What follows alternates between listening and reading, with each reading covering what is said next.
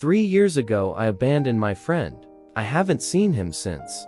This is the first and possibly the last time I post something like this on this site. I do not know who to talk to anymore. When we were 16, my best friend and I decided to explore an abandoned house that was about 2 or 3 blocks away from his house.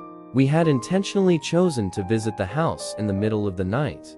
I told my parents that I would be at his house, and he had told his parents that he would be at mine, something we do regularly.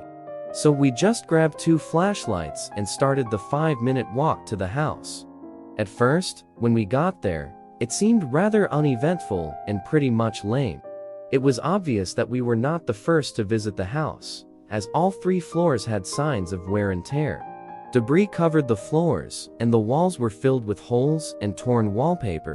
Soon, we ended up in the 3rd floor, and as we explored, we split up, each entering different rooms. I chose the first room in the hall, while he went into the room opposite of mine. It was a nondescript bedroom. It had a single bed with a drawer. I started to look around for anything interesting, but suddenly, I heard my friend calmly calling my name. I started heading towards the door, annoyed, but before I could ask him what he wanted, he rushed into the room, placed his hands over my mouth, and whispered for me to be quiet, because the voice calling my name wasn't him. Initially skeptical, thinking he was fucking with me, I went to grab his hand and tell him that he was in fact not funny, but when I heard the same voice, his voice, calling my name again, even though my friend was right in front of me, a leaf in his seriousness solidified. No one else knew about us visiting the house that night, so it couldn't be any of our stupid friends playing a prank on us. I've never felt such fear before. It was as if I had died. I felt my heart stop and a sudden feeling of dizziness make me feel like I wanted to throw up. We ran and hid next to the bed for what felt like hours, though it was probably closer to 20-30 minutes.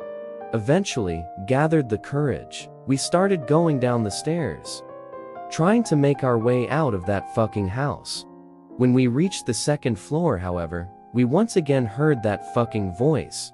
A voice that I wish I could hear again, even though it's responsible for my friend's disappearance.